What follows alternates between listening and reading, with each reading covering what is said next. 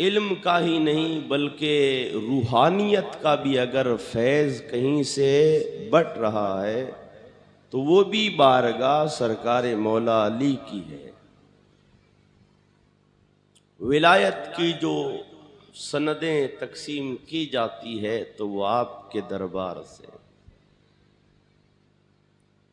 सरकार सल्लल्लाहु अलैहि वसल्लम के बाद नबूवत का दरवाज़ा बंद हो गया, मगर विलायत और हिकमत का दरवाज़ा क़यामत तक जारी रहेगा।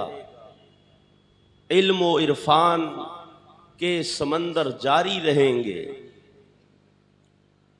तो ये जो फैज़ कायनात में फैला हुआ है वो सरकार मौला अली की बारगाह से बह रहा है। जब हम आपके बेटों के जिक्र को नहीं पहुंच सकते तो मौला अली के जिक्र को क्या कर सकते हैं।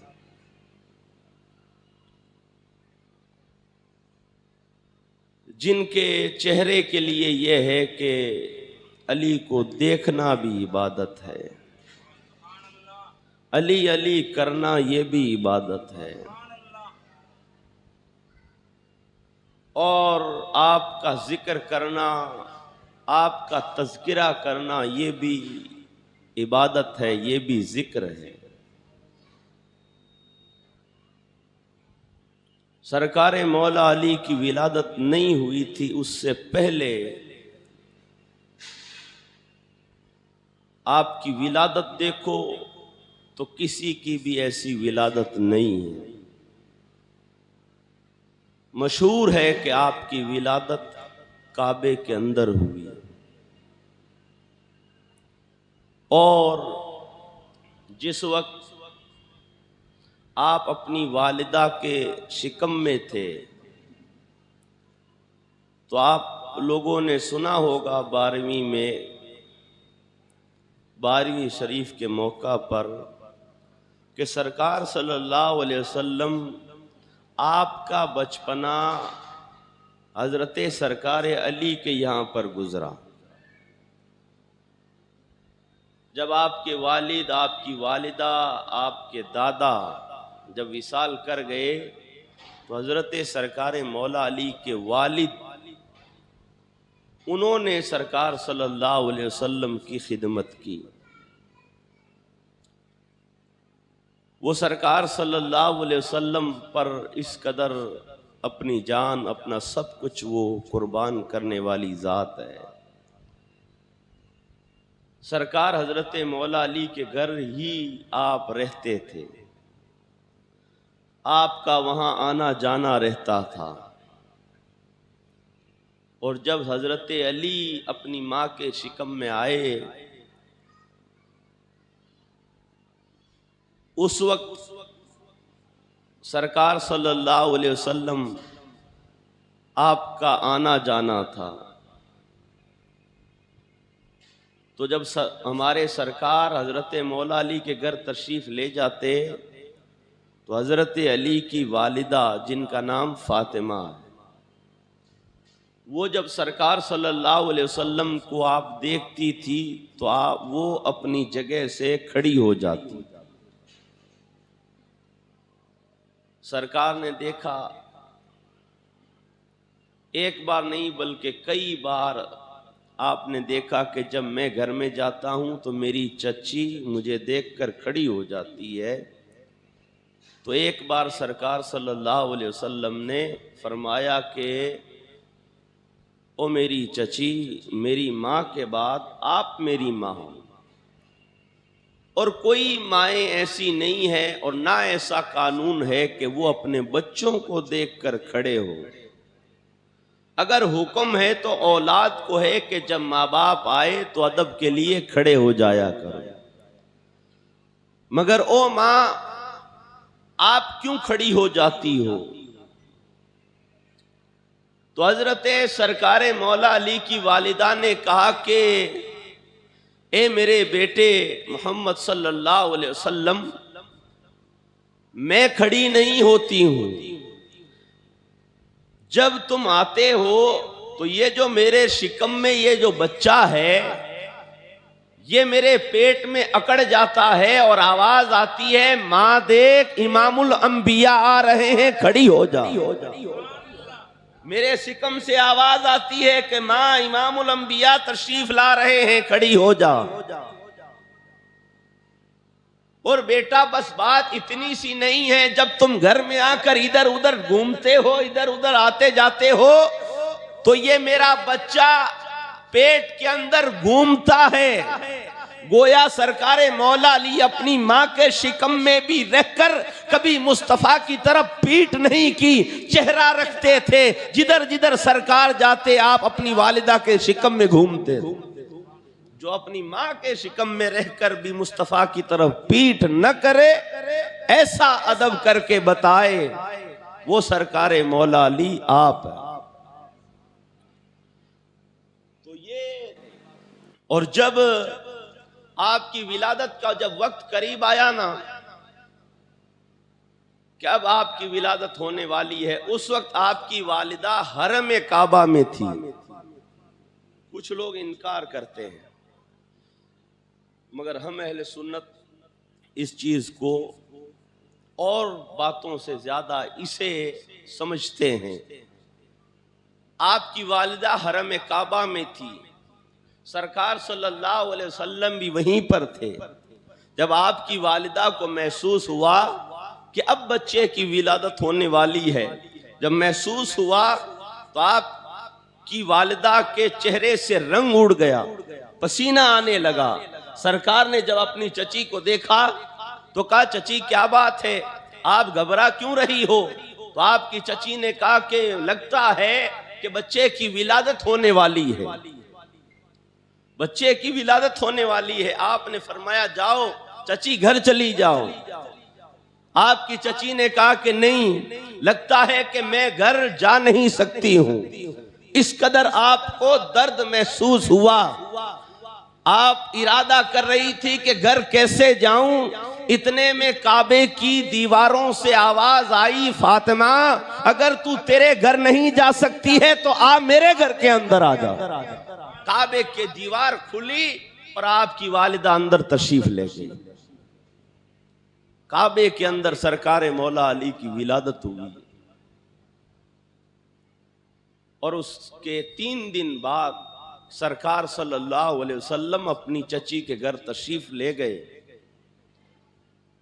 आपको लोगों ने कहा कि तुम्हें मुबारक हो, तुम्हारे चचा के यहां लड़के की विलादत हुई है। सरकार सल्लल्लाहु अलैहि वसल्लम अपने भाई की विलादत की खुशी के मौके पर आप घर तशरीफ लाए। जब घर आए तो आपने देखा कि आपकी चची, उसकी आंखों में आंसू है और पास में सरकारे मौला अली लेटे हुए हैं, आपके चेहरे पर कपड़ा है। सरकार सल्लल्लाहु अलैहि वसल्लम ने भी जाकर मुबारकबाद दी, का चची मुबारक हो, मेरे भाई इस दुनिया में आए हैं। मगर आपकी चची वापस कुछ बोली नहीं। उन्होंने कहा कि हाँ, चेहरा उतरा हुआ था, उदास था, आंखें नम थी। सरकार ने पूछा, का चची क्या बात है, घर में बेटे की विलादत हुई है, आपका चेहरा तो खिल जाना चाहिए मगर आप उदास क्यों हो? ये आपकी आंखों में ये पानी कैसा है, आप उदास क्यों हो? तो आपकी चची ने कहा कि बेटा, ये जो तुम्हारा भाई आया है आज 3 दिन हो गए हैं, इसने आंखें नहीं खोली है। मुझे लगता है कि ये नाबीना है, मुझे लगता है कि ये नाबीना है। 3 दिन हो गए हैं, आंखें नहीं खोली। सरकार ने कहा, लाओ चची मुझे दिखाओ, मैं देखता हूं। आपने सरकारे मौला अली को अपनी गोद में लेते हैं, लेकर जो ही कपड़ा हटाते हैं, कपड़ा हटाते ही सरकारे मौला अली आंखें खोलकर मुस्तफा को देखते हैं, सरकार को देखते हैं और गोया अपनी आंखों से कहते हैं कि आका आ गए हो, 3 दिन हो गए हैं मैं आपका इंतजार कर रहा हूं, 3 दिन हो गए हैं मैं आपका इंतजार कर रहा हूं। अब देखो कि हम लोग जो है ना, हम तड़पते हैं कि हम काबे को देख लें, काबे को देख लें, मगर कुछ ये इरादा करते हैं कि हम काबे को अंदर से देख लें। मगर सरकारे मौला अली की अजमतों पर कुर्बान जाएं कि विलादत काबे के अंदर हुई, मगर तब भी काबे को नहीं देखा। उस वक्त आपने काबे से कह दिया होगा कि काबा अभी आंखें नहीं खोलूंगा, अभी तुझे नहीं देखूंगा, पहले उसे देखूंगा जो तुझे बसाने वाला है, पहले उसे देखूंगा कि जो तेरी शान व अजमत दुनिया के अंदर बयान करने वाला है। पहले अपने यार को देख लूं, उसके बाद काबा तुझे देखूं। काबे के अंदर होकर भी काबे को नहीं देखा। बचपन का ये हाल है सरकारे मौला अली का। सल्लल्लाहु अलैहि वसल्लम आप माले तिजारत के लिए जाना शुरू हुए। हजरत खदीजतुल कुबरा रज़ी अल्लाह ताला अन्हा,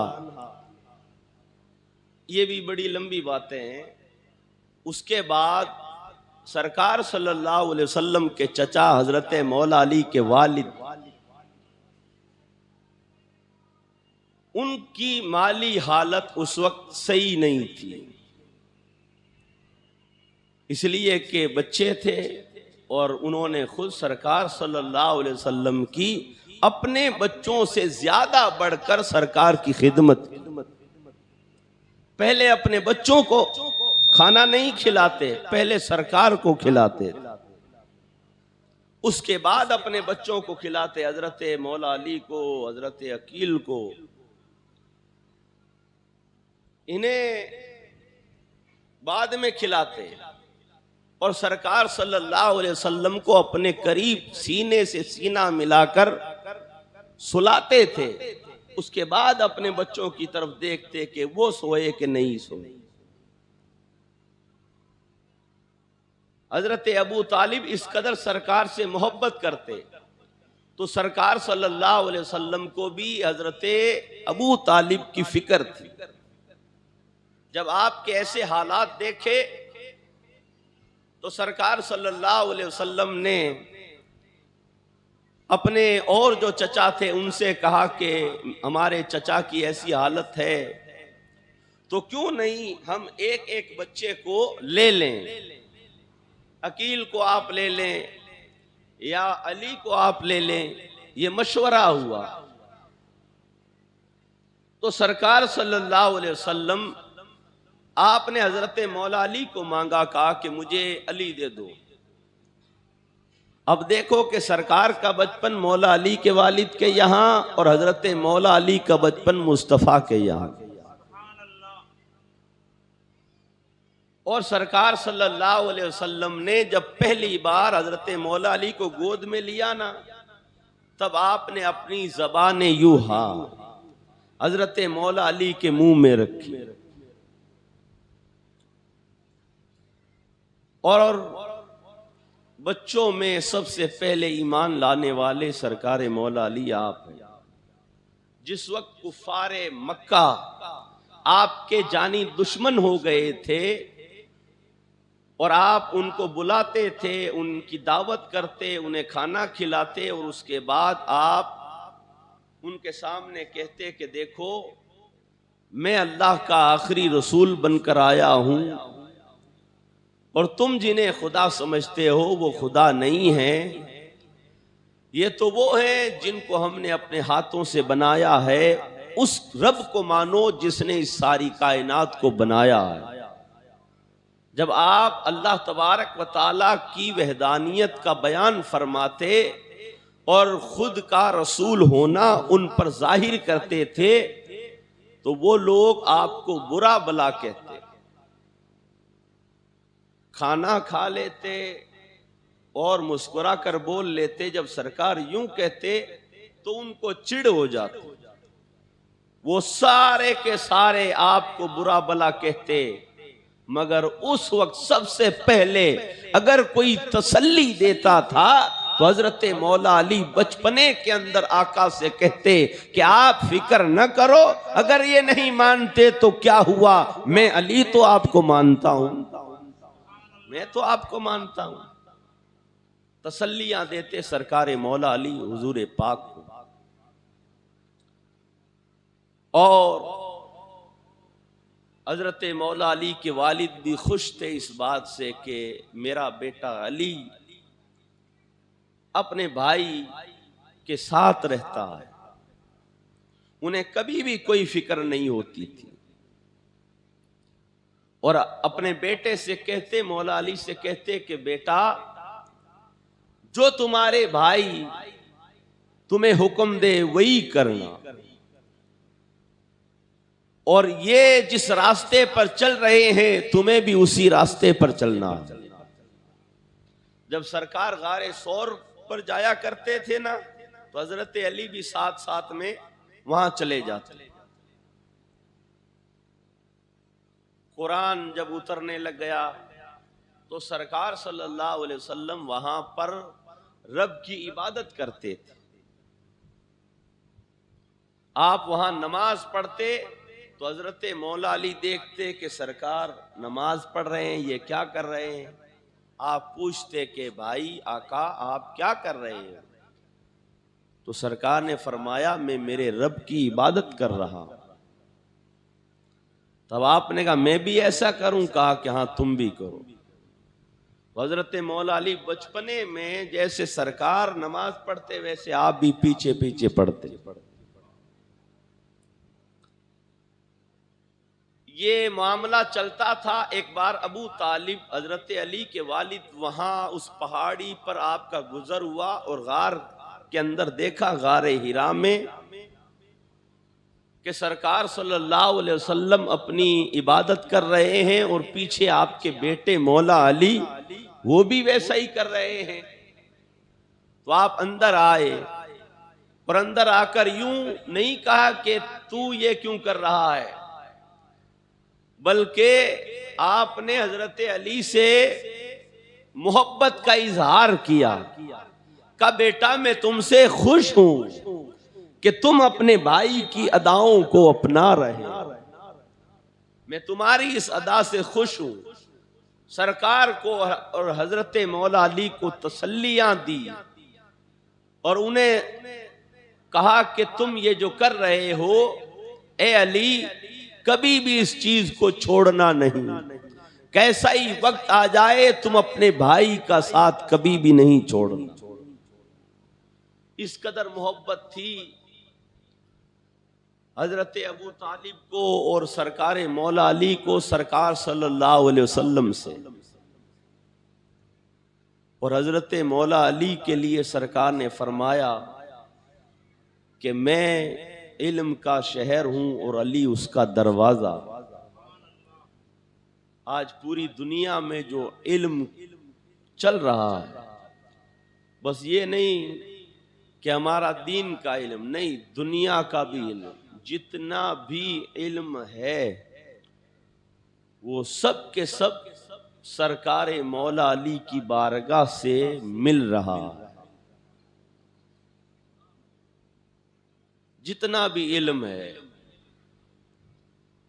और फिर सरकार मौला अली को इल्म क्यों न मिले, आपने सबसे पहले माँ के दूध से पहले मुस्तफ़ा की ज़बान मुबारक चूसी। और आपको अल्लाह ताला की इबादत का जिक्र, इबादत का शौक बहुत था। आपकी इबादत ही मशहूर है कि आप रब तबारक व ताला की इबादत ऐसे करते। और क्यों ना करें, आप इमामुल औलिया हैं। हर अल्लाह के वली की जिंदगी देखो तो हमें यही सबक मिलता है कि रब तबारक व ताला के सच्चे बंदे बन जाओ, अल्लाह ताला के बंदे हो जाओ, रब के हुक्मों पर चलने वाले हो जाओ, सरकार सल्लल्लाहु अलैहि वसल्लम की इताअत करने वाले हो जाओ। अब हम सरकार मौला अली की इबादत की बात करें और खुद इबादत न करें, खुद नमाज न पढ़े, तो ये मोहब्बत नहीं है। मोहब्बत तो ये होती है कि यार जो करता है दीवाने भी वही करते, ये मोहब्बत होती है। सरकारे मौला अली, आप एक बार सफर पर जा रहे थे, एक दरख्त की टहनियां यूं झुकी हुई थी और आपके सर पर अमामा था और वो टहनियां इतनी ऊंची थी, फिर भी सरकारे मौला अली ने यूं गर्दन झुकाकर वहां से निकले, जबकि वो टहनियां तो ऊपर थी। आप अगर सीधे ही निकलते, खड़े खड़े झुकते नहीं, तब भी वो टहनियां नहीं हटती, आपके अमामे पर टच नहीं होती, फिर भी आप यूं झुककर निकले। और जो सहाबा साथ थे उन्होंने कहा, अली अगर सीधे ही निकल जाते तब भी ये टहनियां तुम्हारे अमामे पर नहीं टच होती, ये तो इतनी ऊंची है, ऐसे ही निकल जाते, झुककर क्यों निकले? तो हजरत अली ने कहा कि मैं ये जो झुककर निकल रहा हूं तो इन टहनियों की वजह से नहीं कि ये मेरे अमामे पर टच हो जाएगी, यही रास्ता था, यही दरख्त था, यही टहनियां थी, मैंने अल्लाह के महबूब को यहां से झुककर निकलते हुए देखा, तो मैं मुस्तफा की अदा को अपना रहा हूं। अब इस टहनियों की बुलंदी को देखूं या मुस्तफा की अदा को देखूं? इन्हें नहीं देख रहा हूं, मैं तो आका की अदा को अपना रहा हूं। यह है इश्क कि सहाबा सरकार की अदाओं को अपनाते थे। आज हम इश्क करने वाले हैं बस ऊपर ऊपर से, नारे तक, तो ये इश्क नहीं है। इसलिए नमाजों की पाबंदी करें ताकि करबला वाले हमसे खुश हो जाएं। इमाम हुसैन मैदान के अंदर इसीलिए तो उतरे थे कि मस्जिदों में अजानें होती रहे, मस्जिदें आबाद रहे, मेरे नाना की शरीयत का परचम लहराता रहे। और आज हम बस उनका जिक्र सुनकर नियाज खाकर खुश होकर चले जाते हैं, मस्जिद तक हमें जाने की तौफीक नहीं होती। हजरत अली की एक असर की नमाज सरकार की खिदमत में थे, असर की नमाज थी, छूट गई, आप रोने लग गए। क्या हमें भी कभी रोना आता है कि हमारी नमाज छूट गई? हमें रोना ही नहीं आता। रोना क्यों नहीं आता? इसलिए कि दिल तो पहले ही सख्त है, दिल तो पहले ही हमारा गुनाहों की वजह से, उस शियाई की वजह से शिया हो चुका है, सख्त हो गया है, पत्थर हो गया है। हम पर बातें भी असर नहीं करती है, हम पर किसी रब तबारक व ताला के बंदे के मजार पर पहुंचते हैं तब भी हमारे दिल पर कोई असर नहीं होता। मगर कुछ दिल ऐसे होते हैं कि जिनके दिलों के अंदर शियाई नहीं होती है, बस नूर की जरूरत होती है। जब किसी नूर वाले के पास जाते हैं फौरन उनके दिलों को नूर मिलना शुरू हो जाता है, उनके दिलों को सुकून मिलने लग जाता है। उनके दिल के अंदर वहां के वो जो जलवे होते हैं वो अपने दिल की आंखों से देखने लग जाते हैं। आज हम तो इतने बयान सुन रहे हैं, 10 दिन, आज का 6ठा दिन है और हमारी उम्रें इतनी आदी हो गई तब भी हम पर असर नहीं हो रहा है, तो इसका क्या मतलब है? इसका यही मतलब है कि हमारा दिल सख्त हो गया। मौला अली की इबादत, नमाज छूटी, रोने लग गए, आंखों से आंसू गिरे सरकार के रुखसार पर, चेहरे पर। तब सरकार की आंख खुली। हम रोते हैं कोई बीमारी हो जाती है तब, हम रोते हैं घर में कोई आफत आ जाती है तब, हम रोते हैं किसी परेशानी के आलम में, मगर कभी रब की याद में भी रोया करो। कभी नमाज छूट जाए तो रोया करो, अफसोस किया करो। एक अल्लाह के वली थे जिनकी फजर की नमाज छूट गई तो वो पूरा दिन रोते रहे, पूरी रात रोते रहे, पूरी रात रोए कि मेरी नमाज चली गई, नमाज चली गई, नमाज चली गई। रो रो कर बुरा हाल हो गया और बेहोशी तारी होने लग गई, नींद का गलबा हो गया, दिन में भी नहीं सोए, रात को नहीं सोए।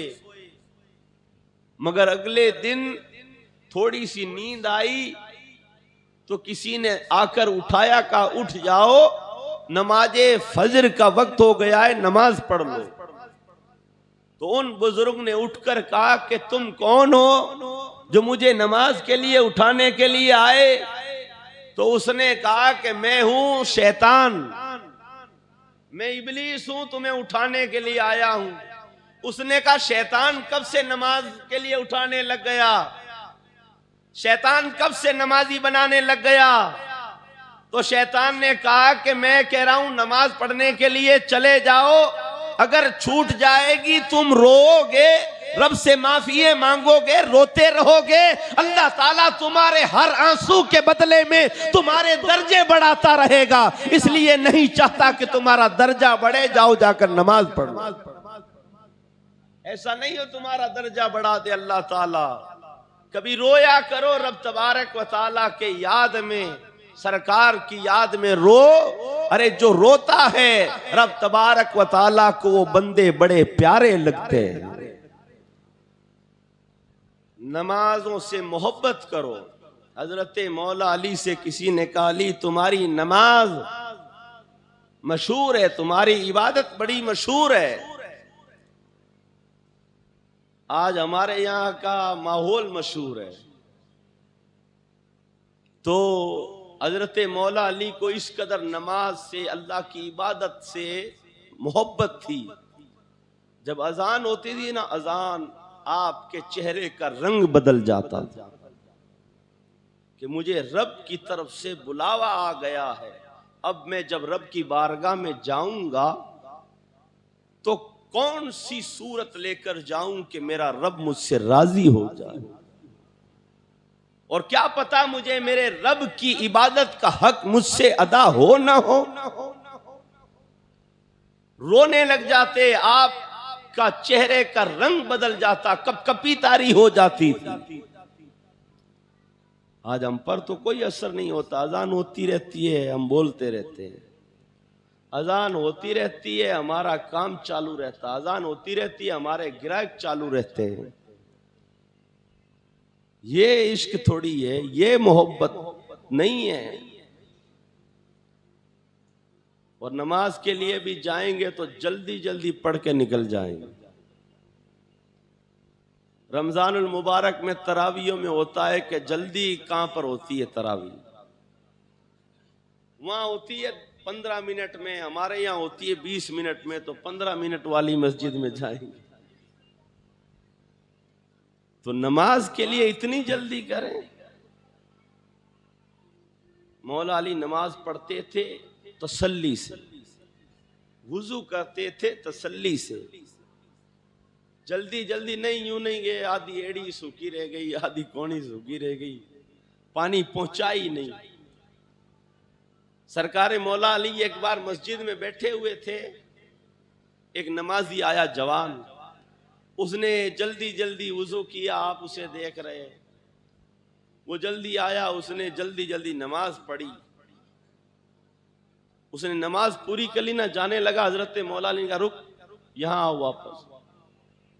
ये क्या किया, ये क्या किया, नमाज पढ़ी? उसने कहा हाँ नमाज पढ़ी। कहा ऐसे होती है नमाज? मौला अली तो मौला अली थे, वो घबरा गया, आप की आवाज से डर गया।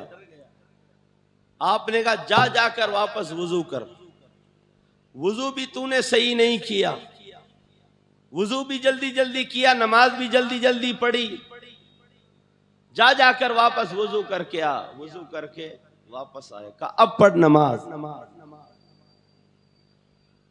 मौला अली पीछे खड़े हैं। अब उसने आराम से तसल्ली से नमाज पढ़ी, कयाम भी लंबा किया, रुकू भी बड़ा लंबा किया, सजदा भी बड़ा लंबा किया, पूरी तस्बीहें पढ़ी और ज्यादा पढ़ी। हजरत सरकार मौला अली जब उसने नमाज पढ़ ली, आपने कहा हाँ ये होती है नमाज, ये होती है नमाज। फिर हजरत अली ने कहा बता ये नमाज सही थी या वो नमाज सही थी? तो उसने कहा अली सच पूछो तो वही नमाज सही थी, सच पूछो तो वही नमाज सही थी। आपने कहा क्यों? कहा अली वो नमाज पढ़ी थी रब की मोहब्बत में, और ये पढ़ी है आपके खौफ से, आपके डंडे के खौफ से। तो वो नमाज सही थी, आपको उस पर प्यार आया, आपने उसे सीने से लगा लिया। उसने कहा कि वो नमाज रब के लिए पढ़ी थी और ये आपके डंडे के खौफ से पढ़ी, तो इसलिए खौफ रखो रब तबारक व तआला का। हजरत अली से पूछा कि अली नमाज पढ़ते हो, इतने नफिल पढ़ते हो, कुरान पढ़ते हो, और जिसकी इबादतें करते हो कभी उसको तुमने देखा है? हजरत अली ने कहा कि हाँ। अली जब पहला सजदा करता है, दूसरा सजदा उस वक्त तक नहीं करता है जब तक कि रब का जलवा ना देख ले। दूसरा सजदा अली नहीं करता है जब तक कि मौला को ना देख। ये नमाज होती थी, नमाज आपकी, इबादत आपकी। और जो असर की नमाज छूटी ना, सरकार ने वो सूरज बाहर निकाल दिया, अली से कहा कि अली अब पढ़ लो। तो हजरत अली ने वुजू किया और नमाज पढ़ी। तमाम सहाबा ने पढ़ ली थी, सरकार ने भी पढ़ ली, आपकी रह गई थी और आपकी नमाज चली गई। और सरकार ने पूछा था कि अली क्या हुआ, रो क्यों रहे हो? तो हजरत अली ने कहा आका मेरी नमाज चली गई, नमाज छूट गई, आज तक मेरी कोई नमाज कज़ा नहीं हुई। तो सरकार ने पूछा कि अली बताओ कज़ा पढ़ोगे कि अदा पढ़ोगे? हजरत अली ने कहा या रसूल अल्लाह आपके होते हुए कोई कज़ा पढ़े, आपके होते हुए। सरकार समझ गए कि अली का क्या इरादा है, क्या इरादा है। तब सरकार ने सूरज को इशारा किया और हजरत अली से कहा कि अली नमाज पढ़ लो। हजरत अली ने नमाज असर पढ़ी, वुजू किया, आराम से नमाज पढ़ी एकदम तसल्ली से। आम दिनों में पढ़ते थे ना, जितना वक्त आम दिन में लगता था ना, उससे कई गुना ज्यादा उस नमाज में आपने वक्त लगाया। सहाबा देख रहे थे कि अली नमाज बहुत धीरे पढ़ रहे हैं। आम दिन में तो थोड़ा जल्दी पढ़ते हैं, आज बहुत धीरे धीरे पढ़ रहे हैं। जब नमाज हो गई तब सहाबा ने कहा अली आज इतने आराम से नमाज पढ़ी, और वो भी असर की नमाज। हजरत अली ने कहा कि हाँ मैंने ये नमाज इतनी तसल्ली से इसलिए पढ़ी, आम दिनों में जब असर का वक्त होता है तो मैं सूरज को देखता रहता था कि कहीं सूरज ना चला जाए, कहीं सूरज ना चला जाए, इसलिए मैं जल्दी जल्दी पढ़ता। मगर आज ये सूरज मुझे देख रहा है कि अली कब नमाज पूरी करे और मैं जाऊं। आज मुझे सूरज की फिक्र नहीं थी, आज सूरज को मेरी फिक्र, इसलिए आज सूरज मुझे देख रहा है कि कब अली नमाज पूरी करे और मैं अपने घर जाऊं। हजरत अली से साहबा ने जब हिजरत की रात का मामला था ना, सरकार ने अपने बिस्तर पर मौला अली को लिटा दिया। ऐसे सोना ऐसे करवट बदलना, ऐसे हाथ रखना। तो हजरत अली ने मुस्कुरा कर कहा, या रसूल अल्लाह, अली कोई पहली बार सो रहा है? क्या बता रहे हो, कैसे सोना, ऐसे करवट बदलना? सरकार ने फरमाया, अली सोता तो था मगर आज इमामुल अंबिया के बिस्तर पर सो रहा।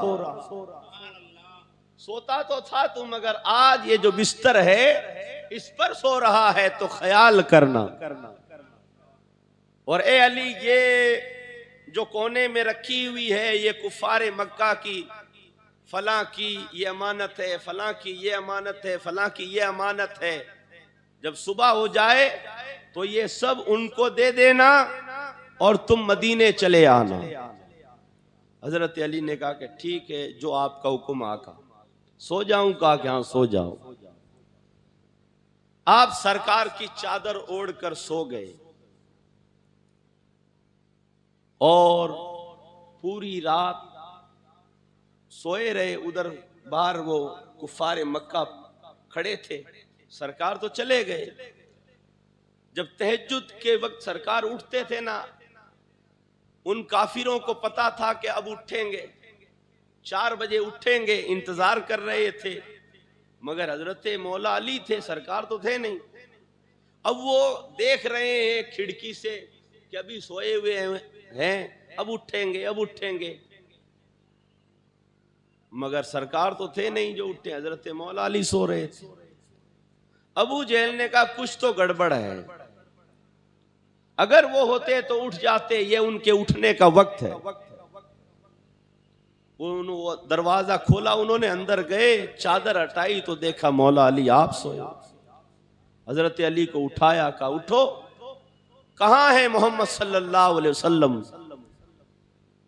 तो हजरत अली ने कहा कि अबू जहल, अफसोस है तुझ पर, पहरा तू दे रहा था और पूछ सोने वाले दे रहा है। पहरा तो तुम दे रहे थे, मैं पूछता हूं कहां है।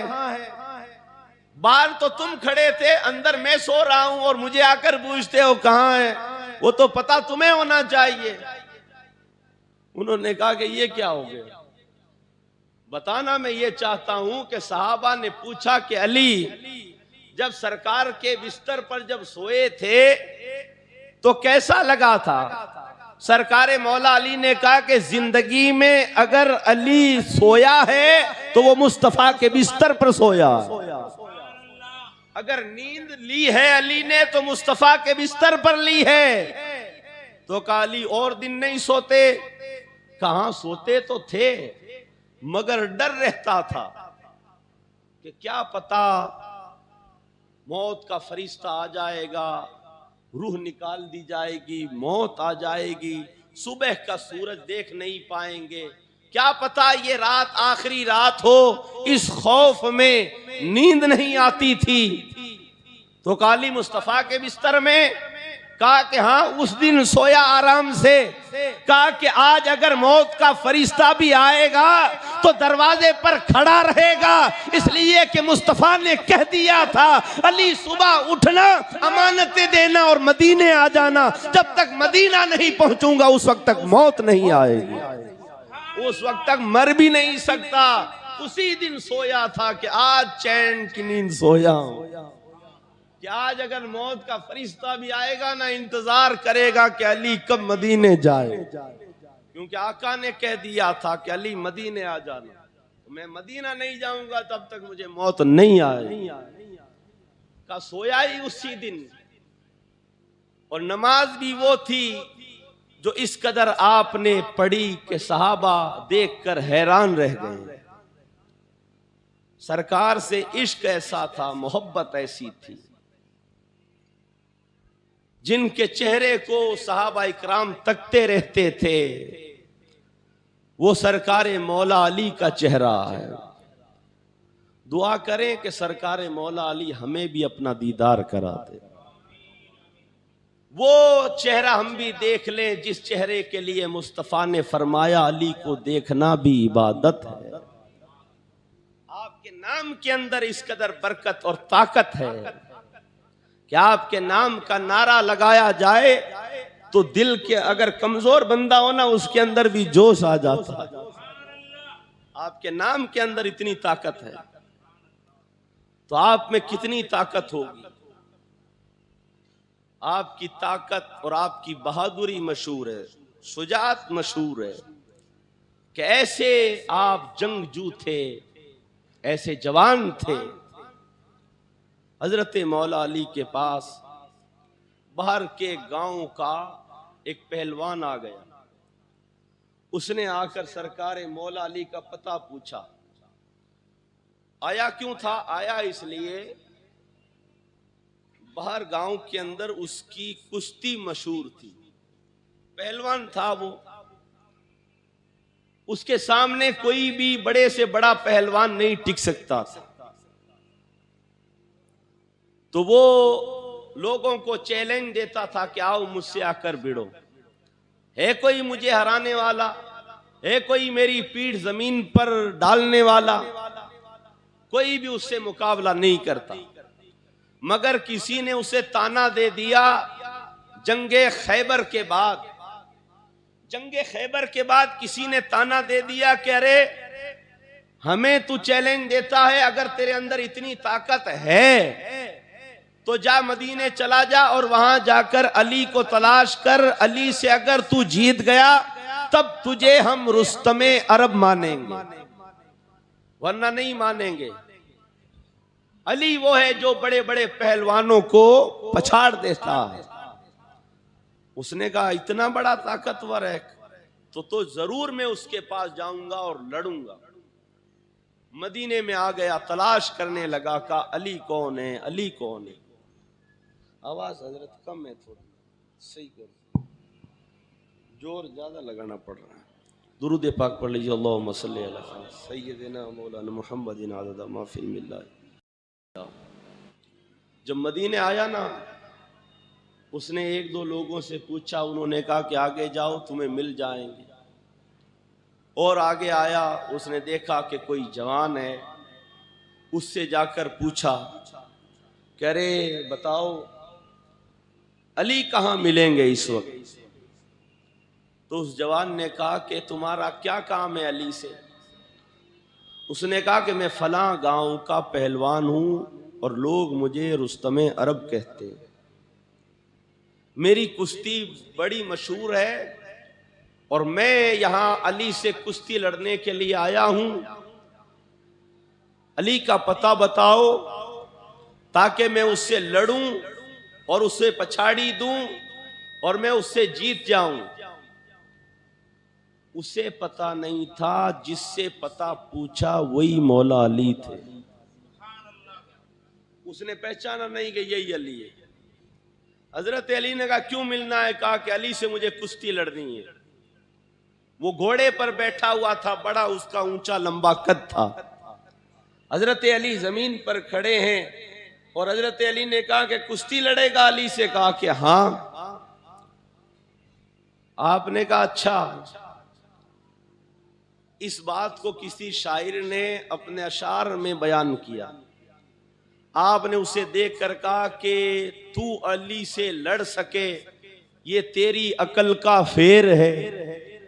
तू अली से लड़ सके ये तेरी अकल का फेर है। तू कुफर की लोमड़ी वो तो खुदा का शेर है।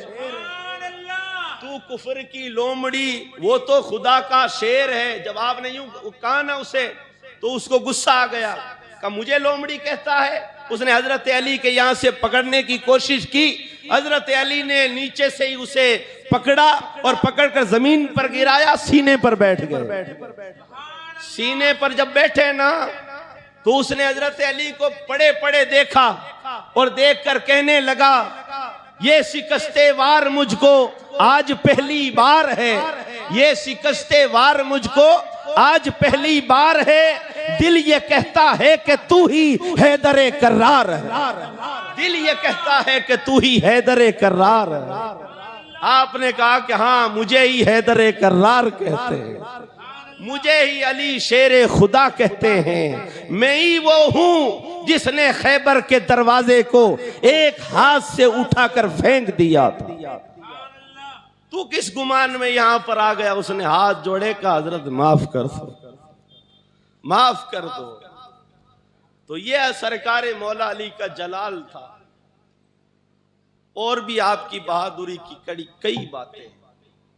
आपने जिस किसी भी जंग में गए और आपकी जो जिरा थी ना, जिरा वो लोहे का लिबास होता है, जब जंग में फौजी उतरता है ताकि कोई तलवार ना लगे, लोहे का लिबास होता है। मगर आपकी जो जिरा थी ना, पीछे उसके लोहा नहीं था, उसके कपड़ा बंधा हुआ था। और बाकियों के तो लोहा होता था पीछे भी, मगर मौला अली के कपड़ा था। जब आप उसे बेचने के लिए ले जा रहे थे ना, तो साहबा ने कहा अली ये कौन सी जीरा, ये तो आधी जीरा है, इसे कौन लेगा? अली इसके पीछे तो कपड़ा है, कोई पीछे से वार कर दे तो। मौला अली ने कहा कि तुम्हें पता है मुस्तफा ने मुझे शेर कहा है, शेर, और वो भी खुदा का। और जो शेर होता है वो कभी भी दुश्मन की तरफ पीठ नहीं करता है, बल्कि सामने से हमला करता है। इसीलिए ये जिरा ऐसी है, अली को जिरा की जरूरत ही नहीं है।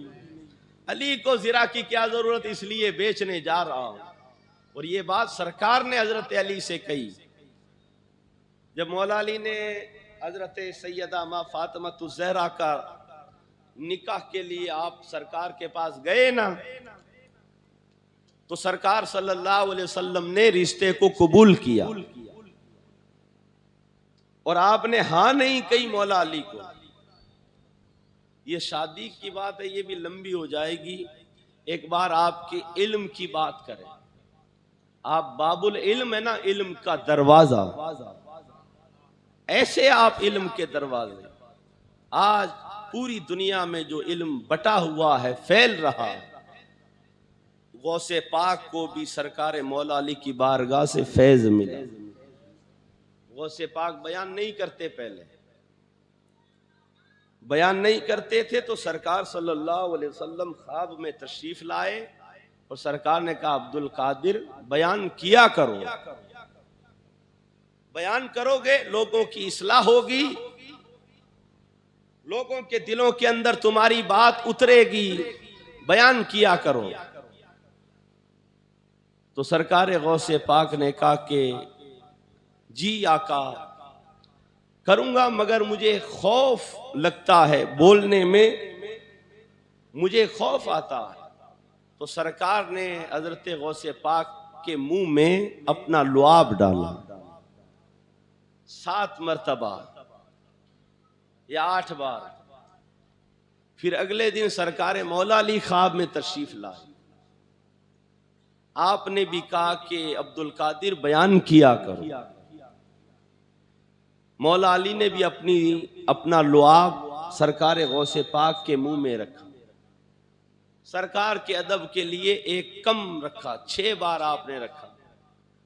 सरकार ने अगर 7 बार तो आपने 6 बार, सरकार ने अगर 8 बार तो आपने 7 बार। फिर सरकार गौसे पाक जब बयान करते थे ना, हमारे यहाँ तो ये सीरनी बटती है, ये चीजें तकसीम होती है। आपके बयान के बाद लाशें बटती थी, लाशें, लोगों के सीने फट जाते थे, लोगों की रूहें निकल जाती थी। जब आप बयान करते थे तो लोग कांप जाते थे, चीखें बुलंद होती थी, उनकी सांसें रुक जाती थी। और उसके बाद लोग तलाश करते थे कि मेरा भाई कहाँ है, मेरा बाप कहाँ है। कई लाशें आपके मजमे से उठाई जाती थी। आपके बयान की तासीर ये हुई। और मौला अली आपको देखो कि जिनसे फैज मिला, आपकी आवाज और आपकी ताकत और आपकी हिकमत और आपका इल्म दिया हुआ, वो क्या शान रखता हो। सरकार मौला अली से कोई भी मसला पूछता था, ऐसे पेचीदा मसाइल चंद मिनटों में, सेकंडों में आप जवाब देते। बड़े बड़े आलिम, बड़े बड़े उलमा हैरान। यहूदियों के अंदर बातें होती थी कि अली के लिए उनके रसूल ने ये फरमाया है कि मैं इल्म का शहर हूं और अली उसका दरवाजा है। तो आपका इम्तिहान लेने के लिए लोग आते थे कि अली इसका जवाब दो, अली इसका जवाब दो। जो कोई सवाल करता आप फौरन जवाब दे देते, कोई कुछ भी पूछता था आप जवाब दे देते। एक बार किसी ने पूछ लिया कि अली जवाब देते हो, थोड़ा बहुत सोचते भी नहीं हो। सोचना पड़ता है ना, कोई मसला हमसे पूछ लो तो हम बोल ही नहीं पाए। हजरत अली सोचते नहीं थे, फौरन बता देते कि ये बात। तो उसने सवाल किया, अली जब भी सवाल करते हैं फौरन जवाब दे देते हो, क्या बात है अली? तो हजरत अली ने उससे कहा कि मैं अगर तुझसे पूछूं कि तेरे एक हाथ में उंगलियां कितनी हैं, तो उसने कहा 5 है। इसमें सोचना क्या है, हाथ सामने 5 उंगलियां। हजरत अली ने कहा ऐसे ही अली के सामने ये सारी कायनात है, फिर अली को सोचने की क्या जरूरत है? जैसे तेरे सामने हाथ है, ऐसे अली के सामने सारी कायनात है, इसलिए मैं नहीं सोचता। एक यहूदी आ गया, उसने आकर सरकार मौला अली से कहा कि जैसे पहलवान आया था ना अपनी ताकत लेके, वो आ गया अपना इल्म लेके। उसने कहा अली के पास इल्म है तो इतना तो मेरे पास में भी इल्म है। अली जितना इल्म तो मैं भी अपने पास रखता हूं। लोगों ने कहा अली से जाकर पहले मुलाकात कर, पहले सामने बैठ, तब पता चलेगा किसके अंदर कितना इल्म है। चला गया हजरत अली के पास, हजरत मौला अली बैठे हुए, आपके यार बैठे हुए, आपके रुफका बैठे हुए। वहां जाकर उसने हजरत अली से कहा कि अली तुम्हारा नाम है? आपने कहा क्या? कहा तुम्हारे लिए तुम्हारे रसूल ने कहा अना मदीनतुल इल्म वलियुम बाबुहा, मैं इल्म का शहर हूं और अली उसका दरवाजा है। तो ए अली ये कोई बड़ी बात नहीं है, जितना इल्म तुम रखते हो ना उतना इल्म तो मैं भी रखता हूं। लो आओ मुझसे मुकाबला कर लो, जो सवाल करना है अली कर लो, मैं उसका जवाब दे दूंगा। सब देखने लग गए लोग, उसके साथ में भी यहूदी थे। हजरत अली ने कहा सवाल कर लूं? उसने कहा हां, जो सवाल करना है कर लो। हजरत अली ने यूं अपनी मुट्ठी बंद की और उससे कहा कि बता मेरी मुट्ठी में क्या है, बता मेरी मुट्ठी में क्या है। तो उसने कहा अली तुमने यहां से 3000 मील दूर एक पहाड़ी की गार से कबूतरी का अंडा उठाया, मुट्ठी खोलो और बता दो अंडा है कबूतरी का।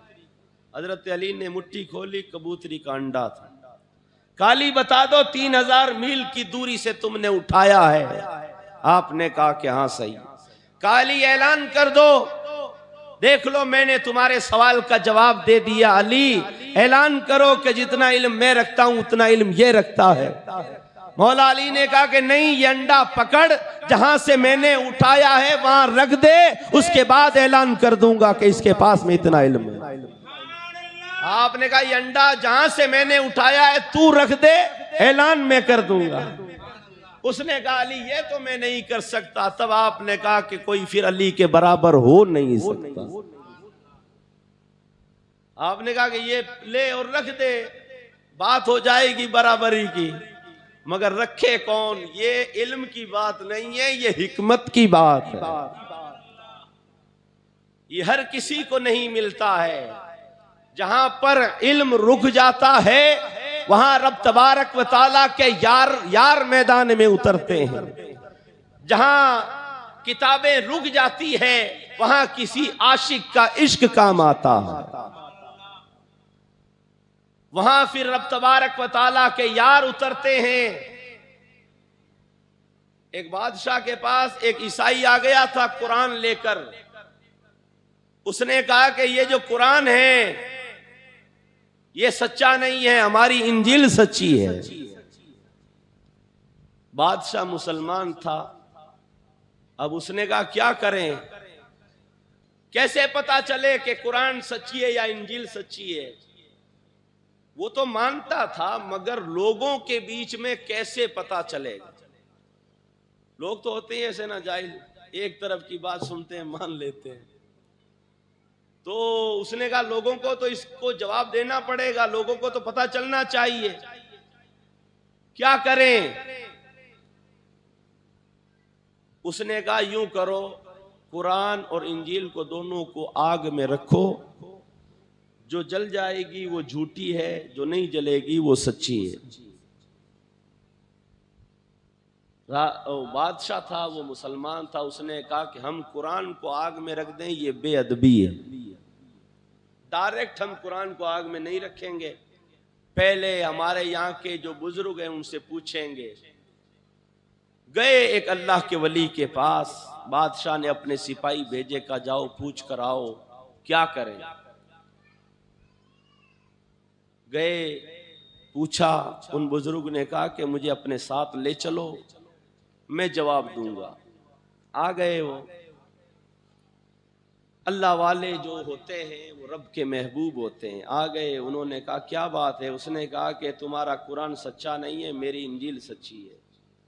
कहा क्या, तू क्या चाहता है? कहा आग में रखो, जो जल जाएगी वो झूठी, जो नहीं जलेगी वो सच्ची। आपने कहा कि ये बात मुझे मंजूर है, मगर हम कुरान को आग में नहीं रखेंगे। मैं कुरान अपने सीने से लगाकर आग में उतरता हूं, तो इंजील लेकर आग में उतर, तो इंजील लेकर उतर जा, मैं कुरान लेकर उतर जाता हूं। उसने कहा कि नहीं, ऐसा तो नहीं होगा, मैं तो नहीं उतरूंगा, इंजील जरूर रख दूंगा। उन बुजुर्ग ने कहा कि हाँ, इस इंजील पर मसाला लगाकर लाया है कि ये आग नहीं जला पाएगी। नादान, हम पर तो मोहम्मद अरबी का रंग चढ़ा हुआ है, यहाँ की आग क्या जहन्नम की आग भी नहीं जला सकती। तू सोचता है कि इंजील नहीं जलेगी, ले आकर बैठ जा, पता चल जाएगा जो जलेगा वो झूठा हो। तो जहां पर फिर इल्म और किताबों की बातें जहां रुक जाती है, वहां फिर सुल्तानुल हिंद, अताए रसूल, ख्वाजाए खाजगान जैसी हस्तियां मैदान में उतरती है। फिर ऐसी हस्तियां आती है जो फिर दीन इस्लाम के परचम को वापस बुलंद कर देती है। एक वक्त आता है जहां पर उलमा भी खामोश हो जाते हैं। तो मौला अली ने कहा कि ये अंडा पकड़, जहां से मैंने उठाया है रख दे, मान लूंगा कि तेरे पास इतना इल्म है। मगर वो कैसे करता?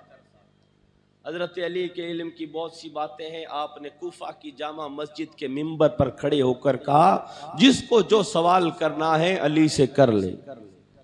आपने ये ऐलान क्यों किया? इसलिए किया कि यहूदियों ने सरकार के इल्म पर बातें करनी शुरू कर दी। जैसे आज इल्म गैब पर ये देवबंदी गैर मुकल्लिद जो बकवासें करते हैं, ये आज की पैदावार नहीं है, उस वक्त भी ऐसे लोग थे जो सरकार के इल्म पर बातें करते थे। जब आप तक ये बात पहुंची, आपको जलाल आया, आपने मिंबर पर खड़े होकर कहा, जिसको जो पूछना है अली से पूछ ले, हमारे आका के इल्म के बारे में बकवास न कर, जिसको जो पूछना है पूछ ले। कईयों ने कुछ सवाल किए, कईयों ने कुछ सवाल किए, आपने उनके जवाब उसी वक्त दे दिए। एक ने कह दिया, अली मेरे बाप का मुझे पता नहीं है, मेरा बाप कौन था बता। आपने बता दिया कि तेरा बाप फलां था। अब ये बात तो सिर्फ माँ को ही पता होती है और किसी को तो पता नहीं होती, मगर मौला अली ने वो भी बता दिया कि तेरा बाप फलां है। ये जो छुपी हुई चीजें होती है उनके बारे में भी सरकार मौला अली ने उन्हें बता दिया। तो इस कदर रब तबारक व तआला ने आपको इल्म अता फरमाया, और फिर आपकी शादी, आप रिश्ता लेकर गए, सरकार ने कबूल किया, मगर उसके बाद आपने कहा अली इंशाअल्लाह, और आप सरकार घर गए। घर जाकर सैयदा फातिमतुज़ ज़हरा रज़ी अल्लाह ताला अन्हा से कहा कि फातिमा, तुम्हारे लिए अली का रिश्ता आया है, क्या तुम्हें कबूल है? हजरत सैयदा फातिमा, आपने अपनी गर्दन झुका ली। सरकार सल्लल्लाहु अलैहि वसल्लम समझ गए, कहा कि फातिमा ने हाँ कहा। तो यहाँ से ये सबक मिलता है कि माँ बाप के पास अगर कोई रिश्ता लेकर आए तो बच्चियों का भी इरादा पूछ लेना चाहिए। ये सर यूं नहीं कि हम कह कर दें कुछ देखे नहीं। आज हम अपने बच्चों का बच्चियों का रिश्ता करते हैं तो सोच समझ कर किया करें। ऐसा ना हो कि बाद में हम पछताएं या हमारी बेटी या लड़का पछताए या फिर उनकी जिंदगी खराब हो। लोगों से मशवरा कर लिया करो, अपने बड़ों से पूछ लिया करो और कभी कभार छोटों से भी पूछ लिया करो। सरकार ने यह तरीका दिया है कि अपनी बच्चियों से भी पूछ लिया करो। और सरकार सल्लल्लाहु अलैहि वसल्लम ने हजरत मौला अली के साथ हजरत फातिमतुज़ ज़हरा का जब रिश्ता फरमाया, आपने कहा कि फातिमा, मैंने तेरा रिश्ता, तेरा निकाह उस जात से करवाया है जो मेरे पूरे खानदान के अंदर मुझे सबसे ज्यादा महबूब है। और सरकार ने कहा कि दीन देखा करो कि लड़का दीनदार है कि नहीं है, लड़की दीनदार है कि नहीं है, ये देखा करो। मगर आज हम दीन कम देखते हैं, बिल्डिंग ज्यादा देखते हैं, मकान देखते हैं कि गाड़ी है कि नहीं है, ये है कि नहीं है, वो है कि नहीं है। तो फिर ये चीजें तो देख लेते हैं। फिर उसके बाद में अगर लड़की वाले गरीब हैं या लड़के वाले गरीब हैं, जिसके पास जितना माल है, फिर वो उसी हिसाब से उनके सामने बात करते हैं। और हमारे घर के अंदर हम किसी की लड़की को लेकर आए हैं तो वो यूं ना समझे कि ये फला की लड़की है, हमारे घर आ गई है, अपनी मर्जी चलाती है, ये करती है, वो करती है। हरगिज माँ बाप इसके अंदर दखल न करें। फिर जब ये होता है तो मियाँ बीवी के दरमियान इख्तिलाफ पैदा होते हैं। लड़ाई झगड़ा हर घर में होता है, मगर खामोशी सबसे बड़ा हथियार है।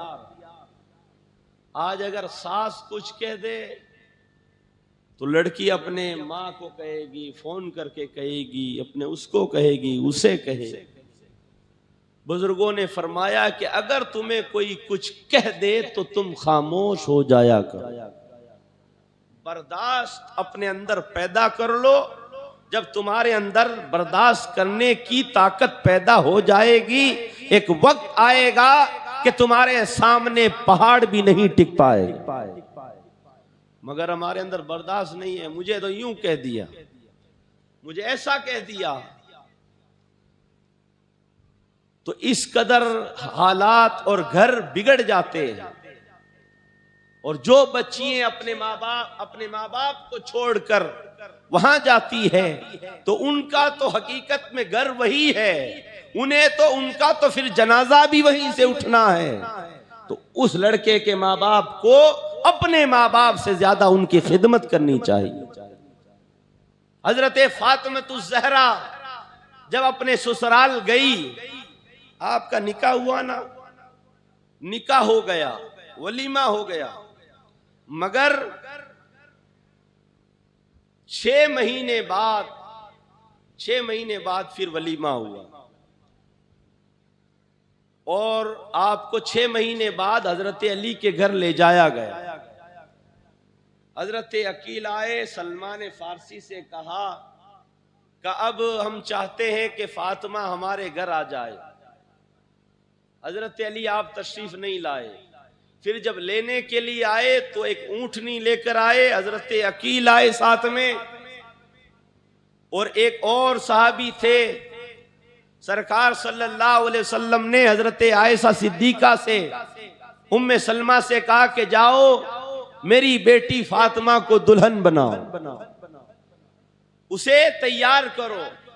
और जब आप दुल्हन बनकर तैयार हो गई, जिस वक्त आपकी रुखसती का वक्त आया, उस वक्त आप रोने लगी। सरकार सल्लल्लाहु अलैहि वसल्लम गए, आपने कहा फातिमा क्यों रो रही है, क्या बात है, कि मैंने तुझे कुछ दिया नहीं इसलिए रो रही है। आपने कहा कि नहीं, आज मुझे मेरी माँ खतीजा की याद आ रही है, माँ खतीजतुल कुबरा की याद आ रही है। सरकार ने सीने से लगाकर हजरत फातिमा की पेशानी को चूमा और कहा कि फातिमा ना रो, अपनी माँ को याद करके मत रो। आज तेरा ये वालिद मोहम्मद सल्लल्लाहु अलैहि वसल्लम आज तुझे तेरी माँ का प्यार भी देगा, तेरे बाप का प्यार भी देगा।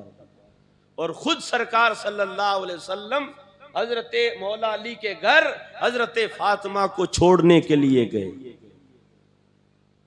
और उसके बाद आपने इस तरफ हजरत अली को बिठाया, इस तरफ हजरत फातिमा को बिठाया, बीच में आप बैठे और आपने एक पानी का कटोरा मंगवाया, आपने उस पर कुछ पढ़कर फूंका, फिर पानी लेकर आपने हजरत मौला अली और माँ फातिमा तो ज़हरा पर छिड़का और आपने दुआ की कि या अल्लाह ये जैसा जोड़ा है इन्हें ऐसा हसीन जोड़ा अता फरमा, ये जैसे जोड़ा है ऐसे इन्हें हसीन जोड़ा अता फरमा। और सरकार सल्लल्लाहु अलैहि वसल्लम हजरत फातिमा से इतनी मोहब्बत करते थे कि आप जब घर से निकलते थे सफर पर तो पहले हजरत फातिमा के घर जाते,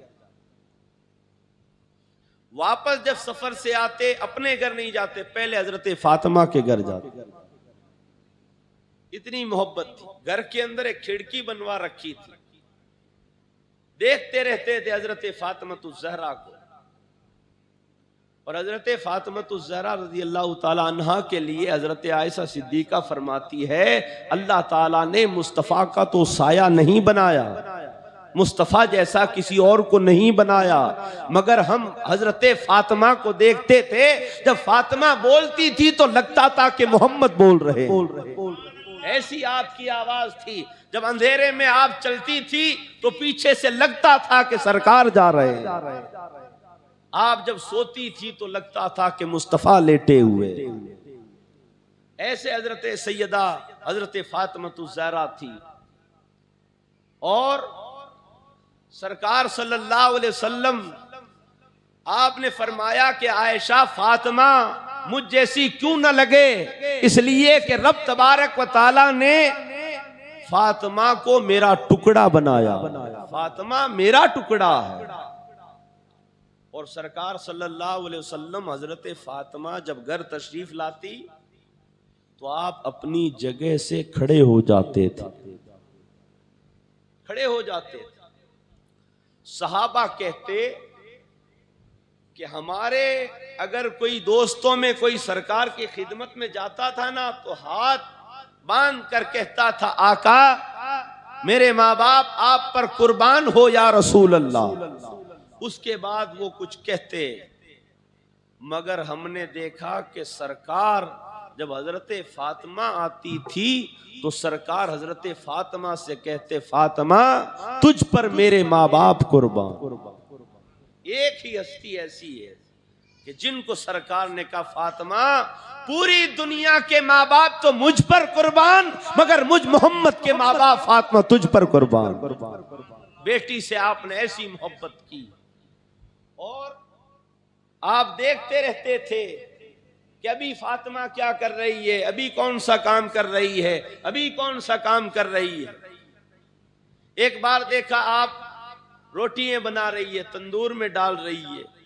सरकार अपने घर से निकलकर हजरत फातिमा के घर चले गए। आपने कहा कि फातिमा तू पीछे हट, मैं तंदूर के पास बैठता हूं, तू मुझे लोहे बना कर दे, मैं तंदूर के अंदर रखता हूं। है कोई ऐसा बाप जिसने अपनी बेटी के लिए ये सब कुछ किया हो? हजरत फातिमा ने मना किया, मगर सरकार ने कहा कि नहीं, तुम पीछे हट जाओ, मैं तंदूर के पास बैठता हूं। सरकार बैठे, हजरत फातिमा लोहे बनाकर आपको देती हैं, आप रोटी बनाकर उस तंदूर में रखते हैं। एक ही रोटी आपने रखी, हजरत फातिमा ने कहा, बाबा आप उठ जाओ, यहां आप उठ जाओ। सरकार उठकर वापस अपने घर आ गए। फिर हजरत फातिमा ने जब रोटियां पूरी बना ली उसके बाद आप एक कच्ची रोटी लेकर आपके घर आई हुजरे में, कहा बाबा सारी रोटियां सिक गई मगर आपने ये जो रोटी रखी थी अब तक नहीं सिकी है, मैं कब से इंतजार कर रही हूं कि ये सिक जाए तो निकालूं, ऐसे ही लेकर आई हूं बाबा, ये सिकती क्यों नहीं है? सरकार ने फरमाया ए फातिमा, जिस पर मोहम्मद का हाथ लगा हो उसे आग कैसे जला सकती है? उसे आग कैसे जला सकती है? ए फातिमा ये सिकने वाली नहीं है, इसे छोड़ दे। तो सरकार ऐसे मोहब्बत करते थे, इस कदर प्यार करते। एक बार सरकार और हजरत फातिमा ज़हरा करीब करीब बैठे हुए थे। हजरत आयशा सिद्दीका देख रही है कि आपस में बातें कर रहे हैं। सरकार ने हजरत फातिमा के कानों में कुछ कहा तो हजरत फातिमा रोने लग गई। जब रोई तो सरकार ने फिर कान में कुछ कहा तो हजरत फातिमा हंसने लग गई। हजरत आयशा सिद्दीका ने कहा कि फातिमा तुम्हारी क्या बात हुई है बताओ। तो कहा कि नहीं ये बात मैं तुम्हें नहीं बताऊं, ये राज की बात है, ये बात मैं तुम्हें नहीं बताऊंगी। और ये बात कब बताई? जब सरकार सल्लल्लाहु अलैहि वसल्लम ने पर्दा फरमाया। उस वक्त हजरत आयशा ने पूछा अब बता दो वो क्या बात थी। तो हजरत फातिमा ने कहा कि मुझे बाबा ने कहा कि ए मेरी बेटी फातिमा, अब तेरे बाबा का इस दुनिया से जाने का वक्त करीब आ गया। तो मैं रोने लग गई और जब रोई तो फिर मुझे बाबा ने कान में कहा कि फातिमा रो नहीं, मेरे जाने के बाद सबसे पहले अगर कोई मेरे पास आएगा तो ए फातिमा वो तू होगी। हजरत फातिमा अपने बाबा से इतनी मोहब्बत करती थी। एक बार सरकार घर गए तो उस वक्त हजरत फातिमा ज़हरा आपका चेहरा उदास था। आपने चेहरे से पहचान लिया कि अली और फातिमा में कोई बात हो गई है। आपस में मियां बीवी में आपस में बात होती है मगर इधर उधर कहा नहीं जाता है कि मेरा शौहर यूं करता है, मेरी बीवी ऐसा करती है। हजरत फातिमा ने आकर नहीं कहा। सरकार ने जब चेहरा देखा आप पहचान गए। आप वापस मस्जिद में आए। मस्जिद नबवी में हजरत मौला अली लेटे हुए थे। बीवी से झगड़ा होना तो मस्जिद में जाकर तस्बीह पढ़ लिया करो। बुजुर्गों का सबसे अच्छा और बेहतरीन तरीका यही। घर में रहोगे तो शैतान इस कदर हावी होगा, पता नहीं किस कदर हमारी जबान पर वो क्या कहलवा दे और चंद मिनटों के अंदर रिश्ते टूट जाए। दुरूद पाक पढ़ लीजिए। क्या टाइम ज्यादा हो गया? हजरत फातिमा ज़हरा का ये विसाल बयान करते हैं, उसके बाद खत्म कर देते हैं। तो हजरत सरकार मौला अली को सरकार ने जाकर उठाया कि उठो। तो हजरत मौला अली उठे। आप हाथ पकड़कर हजरत मौला अली को घर लेकर आए। आज का बाप होता ना तो कहता तू मेरी बेटी को मारता है, यूं कहता है, ऐसा कहता है। सरकार ने मुस्कुराते हुए मौला अली को कहा कि उठ अबू तुराब, उठ यहां से। हजरत मौला अली उठ गए। आपने हजरत मौला अली को अबू तुराब कहा। उस वक्त कहा, ऐसे अल्फाज में कहा। मौला अली उठ गए। सरकार घर लाए। घर लाकर क्या किया? सरकार जमीन पर लेट गए। लेट कर इस तरफ हजरत मौला अली को लिटाया, इस तरफ हजरत फातिमा को लिटाया। हजरत अली का हाथ लेकर अपने सीने पर रखा, हजरत फातिमा का हाथ लेकर अली के हाथ पर रखा, फिर अपने हाथों को रखा। का अली फातिमा अब कहो हमारा झगड़ा खत्म हो गया, हम एक दूसरे से खुश हैं, बोलो। तो उन्होंने ये कहा और दोनों खुश हो गए। सरकार ने हमें तरीका दिया कि कैसे तुम रिश्तों को बचा सकते हो, तुम अपने बच्चों की जिंदगी को बर्बाद होने से बचा सकते हो। सुनो, एक कान से सुनो, दूसरे को निकाल दो। मेरी बात नहीं, घर के झगड़े की बात। ये बातें तो दिल में उतारने की है। जो तुम्हें भलाई की बातें कहे उन्हें दिल में उतारो, और जिससे तुम्हारे दिल के अंदर फर्क पैदा हो ऐसी बातों को निकाल दो। खामोश हो जाओ, चाहे अगर तुम्हें बीवी तुम पर गुस्सा करे, चाहे शौहर बीवी पर गुस्सा करे। बातें तो ऐसी बहुत सी है। सरकार सल्लल्लाहु अलैहि वसल्लम और हजरत आयशा सिद्दीका एक सफर से आ रहे थे। हजरत आयशा का सोने का हार गुम हो गया और काफिला रवाना होया हुआ था। रवाना, सरकार ने पूरे काफिले को रोक दिया। हजरत आयशा ने कहा, आका मेरा हार गुम हो गया। तो सरकार ने डांटा नहीं, कहा तेरी वजह से हार गुम हो गया, अब हार ढूंढे हम। पूरी फौज अब हार ढूंढे, सफर करना है, आगे जाना है, पानी और खुराक कम है। मगर सरकार ने यूं नहीं कहा, आपने सबको हुक्म दिया कि आयशा का हार तलाश करो। फिर हार तलाश किया, मिला ही नहीं। पूरी रात हो गई, पूरी रात हो गई। फिर मगरिब पड़ी, ईशा पड़ी, पूरी रात गुजर गई। फजर का वक्त करीब था। जो वुजू करने का पानी था मगरिब और ईशा का ही था। अब फजर के वक्त पानी कहां से लाए? सहाबा आकर हजरत अबू बकर सिद्दीक से कहने लगे कि ये तेरी बेटी की वजह से हुआ।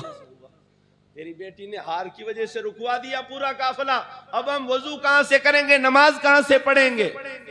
हजरत अबू बकर सिद्दीक को गुस्सा आया। आप हजरत आयशा के अपनी बेटी के खेमे में गए। जाकर देखा तो सरकार हजरत आयशा की गोद में सर रखकर सोए हुए थे और हजरत आयशा यूं बैठी हुई थी। और अपने वालिद को देखकर आप चौंक गई। हजरत अबू बकर सिद्दीक ने, अब आप बोल नहीं सकते क्योंकि सरकार सोए हुए हैं, बोलेंगे तो सरकार उड़ जाएंगे। तो इशारे इशारे में यूं आंखें निकाल कर कहा कि तेरी वजह से ये काफिला रुका और तेरी वजह से अब पानी कहां से लाएं। अब हजरत आयशा कुछ बोले नहीं, सरकार आराम में है, आप चुप रही। और हजरत अबू बकर सिद्दीक वापस यूं यूं करके वापस चले गए। जब गए सरकार उठे, कहा आयशा क्या हुआ? कहा या रसूल अल्लाह फजर का वक्त हो गया, वुजू के लिए पानी नहीं है, वुजू के लिए पानी नहीं है। सब मेरे बाबा भी गुस्से में है, अब क्या होगा? सरकार ने कुछ कहा नहीं कि अब क्या होगा। अल्लाह ताला ने आयत नाजिल फरमा दी, कहा मेरे यार अगर पानी नहीं है तो क्या हुआ, आज तयम्मुम करके मट्टी से तयम्मुम करके नमाज अदा करो। तयम्मुम का हुक्म उस दिन आया, उस दिन आया। फिर सहाबा जो गुस्सा किया था ना अबू बकर सिद्दीक पर, उन्होंने आकर कहा वाह अबू बकर तेरा घर तो क्या घर है कि जब तुम्हारे घर में कोई मामला होता है अल्लाह ताला कुरान नाजिल फरमा देता है, वही हुक्म आ जाता है। अगर ये बात नहीं होती, आयशा का हार नहीं गुमता, आका काफिले को नहीं रोकते, तो आज तक हम पानी से ही वुजू करते और पानी ना होता तो पता नहीं क्या होता। आज तयम्मुम का हुक्म तेरी बेटी की वजह से आ गया। तो ये होता है। फिर हजरत आयशा, हजरत माँ फातिमा ज़हरा रज़ी अल्लाह ताला अन्हा, इनकी मोहब्बत की बड़ी बातें हैं। बस मोहब्बत नहीं तो हमारे दिलों के अंदर नहीं। हमें चाहिए कि हम अपने बड़ों का अदब करें, ख्याल करें। इंशाअल्लाह कल हजरत फातिमा ज़हरा का विसाल और सरकार मौला अली की शहादत बयान करेंगे। अल्लाह ताला हमें अमल की तौफीक अता फरमाए। वमा अलैना इल्लल बलाग। अस्तगफिरुल्लाह रब्बी।